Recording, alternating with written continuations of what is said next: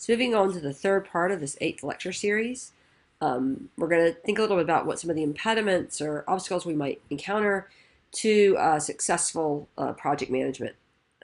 outcomes. So when you try to basically manage a project, what might go wrong? So one of the advantages of having these cross-functional project teams um, that are administered or implemented using project management principles is it tends to orient process outcomes to customer requirements, not functional work requirements. So if you think about it, part of the idea is that all the work gets functioned around producing something concrete that is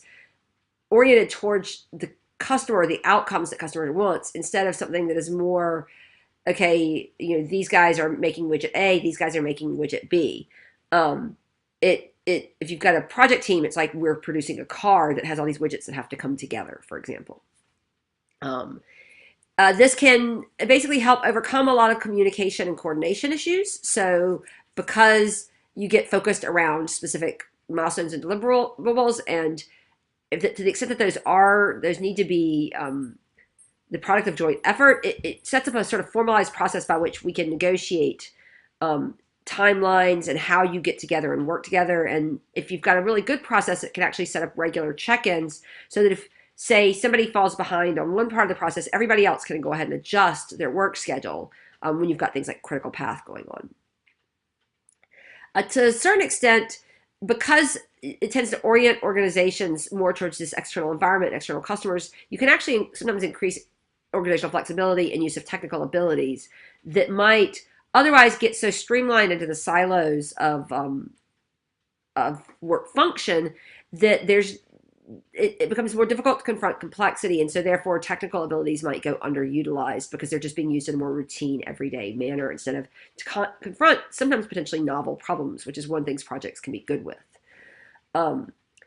For managers, you can actually sometimes get a greater degree of control over implementation desired project outcomes. So if you simply delegate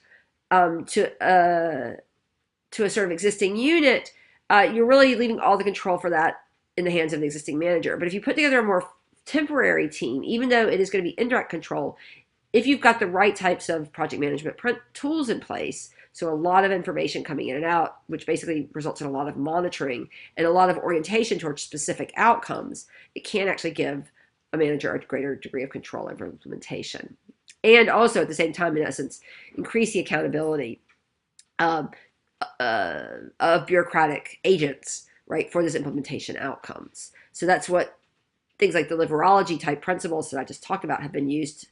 to do quite extensively, particularly, as I said before, in the UK, but in other sort of advanced industrial countries, and also to some extent here in the US.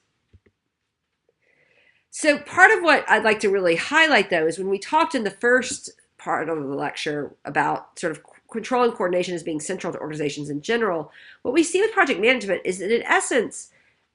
we're really, when we're doing performance management, this is a divisionalized form in the sort of standard Mintzberg sense. And in fact, if you think about the environmental contingencies which are confronted by projects where you've got somewhat diverse environmental conditions that are fairly well understood, though, so there's some maturity in how we understand that project management principles and the performance management principles that we're talking about become quite effective under those environmental conditions. So that, like, it's true that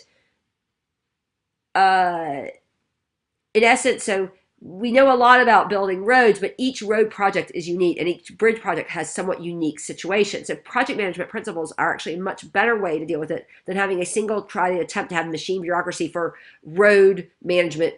road building management in general. You often want these more flexible organizational forms to deal with the unique environmental circumstances of each thing. We also saw this, by the way, if you think about when we looked at the emergency response system, the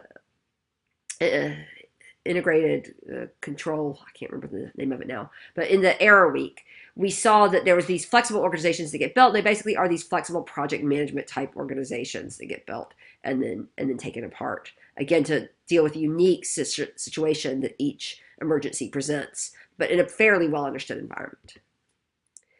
So what do we know then probably is characteristic of principles of project management, given what we understand about the link between that and this divisionalized form in the Mintzberg sense, is that there's going to be a lot of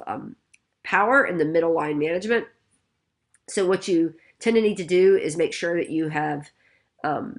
ensured some degree of manager buy-in. You've got to pick very good people to manage your projects, and you often need to provide project managers direct access to strong sponsors, because especially when you've got multiple middle line managers who have some stake in the project outcome, they're going to need someone higher up to be able to overrule and deal with potential conflicts.